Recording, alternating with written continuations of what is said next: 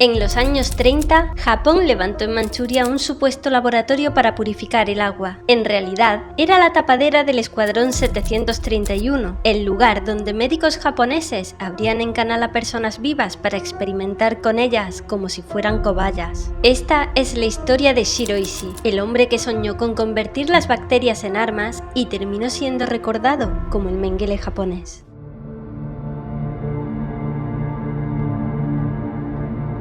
Japón, finales del siglo XIX, un país que en apenas unas décadas había pasado de los samuráis y los shogunes a derrotar al mismísimo Imperio ruso en 1905. Y claro, eso les dio alas. Japón quería ser una potencia mundial, un imperio como los de Europa, pero capaz de expandirse por toda Asia Oriental. Ya había conquistado la península de Corea y Taiwán, así que el lugar más fácil para continuar era China, un gigante debilitado y dividido, que vivía lo que ellos mismos llaman Bainan Wuchi, que yo no sé chino, pero se traduce como 100 años de humillación nacional. En este contexto y al otro lado del mar, nació Shiro Ishii, el 25 de junio de 1892, en la prefectura de Chiba, muy cerca de Tokio. Era el cuarto hijo de Katsuya Ishii, un terrateniente y fabricante de sake. Su familia llevaba siglos controlando tierras y campesinos. Ishii creció rodeado de sirvientes, con dinero y con una forma de pensar muy clara. Había clases sociales y él pertenecía a la de arriba.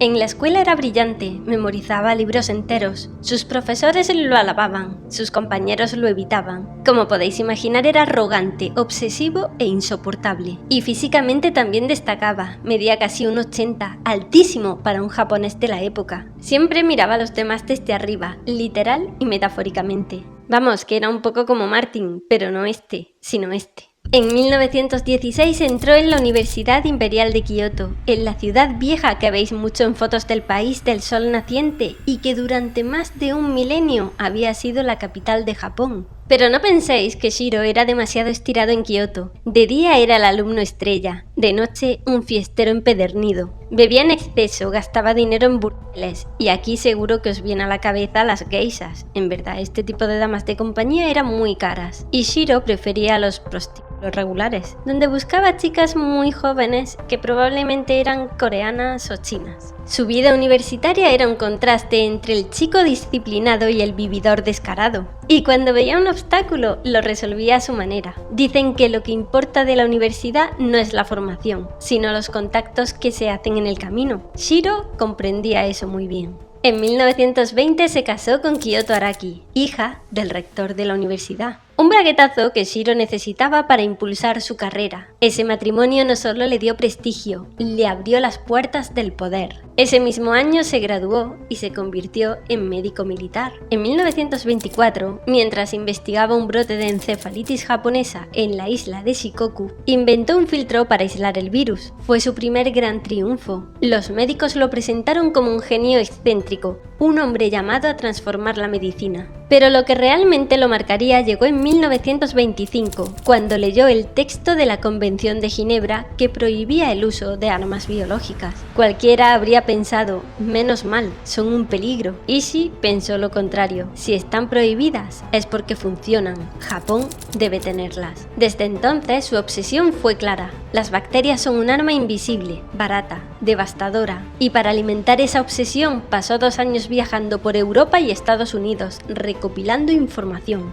Volvió convencido de que Japón debía liderar la guerra biológica y, con el apoyo de los militares ultranacionalistas, consiguió financiación para su primer laboratorio secreto. En 1931, Japón invadió el noroeste de China, que ahora conocemos como Manchuria. Una vez ahí renombraron la ciudad como Qingxin, que se traduce como Nueva Capital, y fundaron el país de Manchukuo. Pero no era un país, era un gobierno títere directamente controlado por Japón y que les serviría para fabricar armas con mano de obra prácticamente esclava. Al Shiro, obsesionado con armas biológicas, también le sirvió mucho esa conquista. En 1932 levantó su primera instalación en Manchuria, en una aldea llamada Beijing. Oficialmente era una estación de purificación de agua y un aserradero. Extraoficialmente era un fortín amurallado con capacidad para 600 prisioneros, el lugar donde Ishii empezaría a experimentar con seres humanos.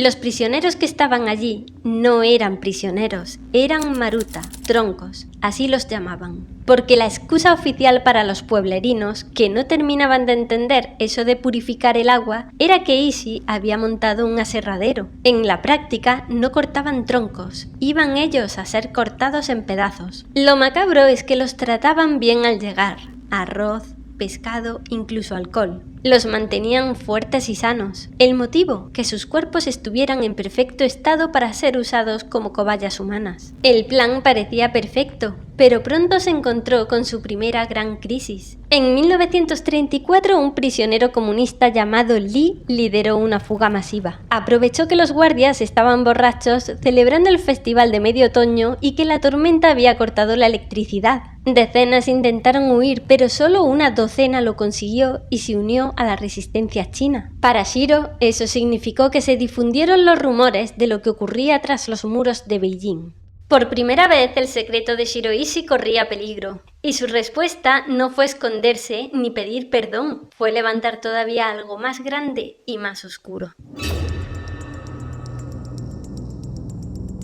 Cuando Japón invadió Manchuria en 1931, muchos lo vieron como una simple jugada militar, pero en la mente de Shiroishi aquello era un lienzo en blanco. Lejos de Japón, con miles de civiles chinos a los que el ejército consideraba inferiores y donde nadie haría demasiadas preguntas. Oficialmente lo que Ishii montó allí se llamaba Departamento de Prevención de Epidemias y Abastecimiento de Agua, una fachada casi inocente, pero la realidad era otra. Aquel lugar era un laboratorio del terror. Después de que un tronco era llevado al aserradero y obtenía las características de una persona sana, comenzaba el horror. La mayoría de las veces, los médicos ni siquiera tenían un objetivo militar, lo hacían por pura curiosidad. ¿Qué pasa si corto ambos brazos y trato de coser el izquierdo en el lado derecho y viceversa? Y lo probaban. ¿Qué ocurre si sustituyo un estómago por un esófago? Y lo probaban. Se tomaba muy en serio el método científico. En sus laboratorios había frascos con partes humanas en formol,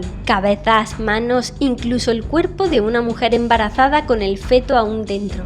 Algunos de estos recuerdos terminaron descritos décadas más tarde por jóvenes reclutados que trabajaban allí sin saber lo que se iban a encontrar. Y eso no era lo peor. Una práctica común eran las vivisecciones. Seguro sabréis que las disecciones consisten en abrir a un humano, planta o animal muerto para estudiar sus órganos. Para los profesionales de la medicina de hace un siglo era bastante común hacer disecciones para estudiar cuerpos.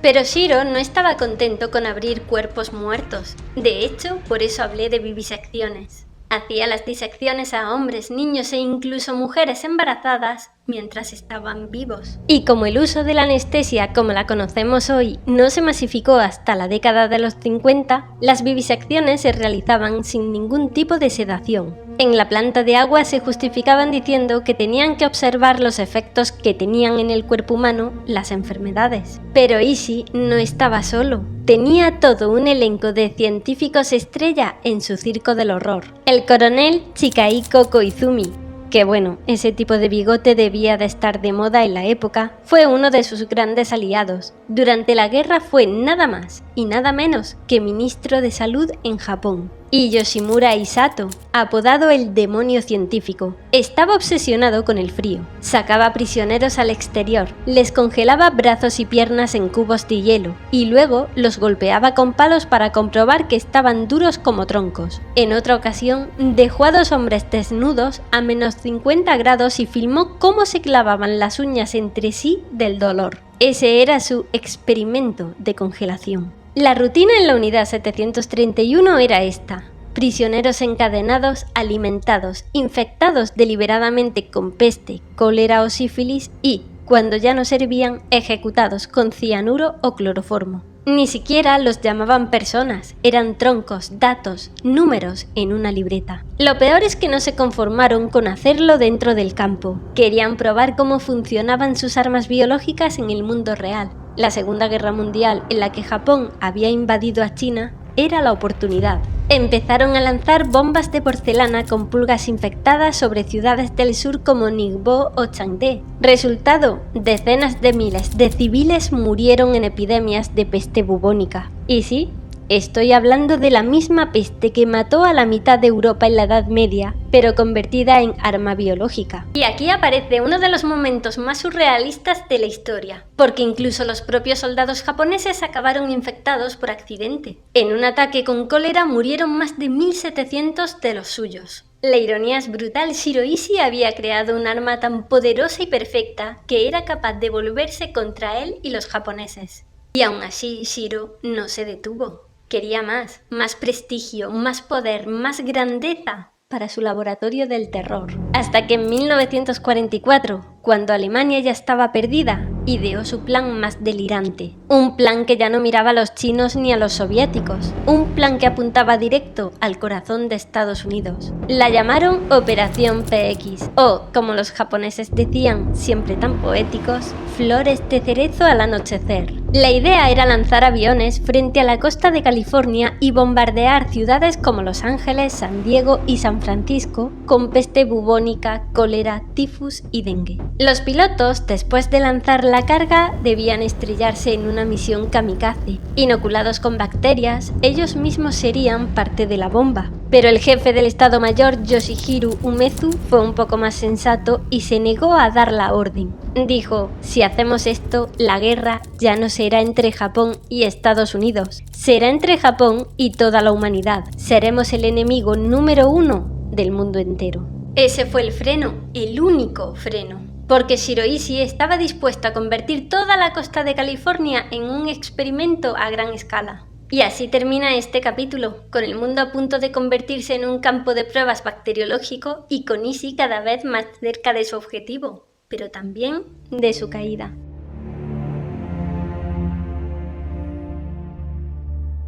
Tokio, otoño de 1945. En una sala de reuniones ocupada por oficiales estadounidenses, un hombre se sienta con calma frente a ellos. No parece un prisionero, ni un criminal de guerra. Lleva bata blanca, como un respetable científico. Su nombre: Shiroishi. Sobre la mesa, carpetas con informes. Dentro, dibujos de órganos humanos extraídos en vivisecciones, estadísticas de epidemias creadas artificialmente, datos imposibles de conseguir sin experimentar en miles de personas. No solo es una confesión, es una moneda de cambio, y los americanos aceptan el trato.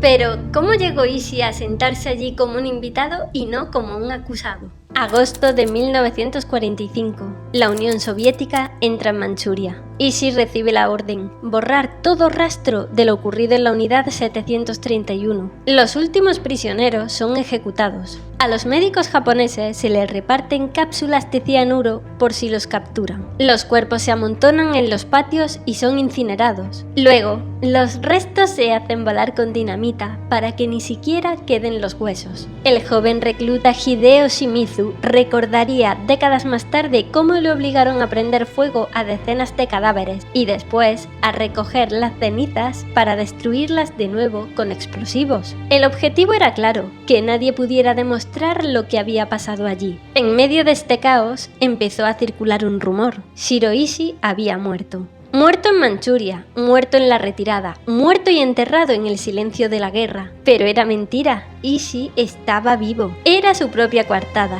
desaparecer como un fantasma, fingir su final para escapar de los juicios que se avecinaban. Mientras las víctimas eran reducidas a cenizas, Ishii se borraba a sí mismo de la historia, solo para reaparecer después protegido por los vencedores. Cuando terminó la guerra, los médicos alemanes fueron juzgados en Nuremberg, pero Ishii nunca se sentó en un banquillo. El general Douglas MacArthur aprobó un acuerdo secreto: inmunidad a cambio de los datos de la unidad 731. Los informes viajaron a Fort Detrick, en Maryland, el corazón del programa biológico estadounidense. Para la opinión pública, el tema desapareció. Para los militares, los experimentos de Ishii eran información estratégica. Debían tener toda la información de uno de los precursores de la guerra biológica. En la práctica, fue el encubrimiento de uno de los crímenes más atroces del siglo XX. En 1949, los soviéticos juzgaron a algunos médicos japoneses, pero en Occidente la historia quedó enterrada. Ishii vivió en libertad,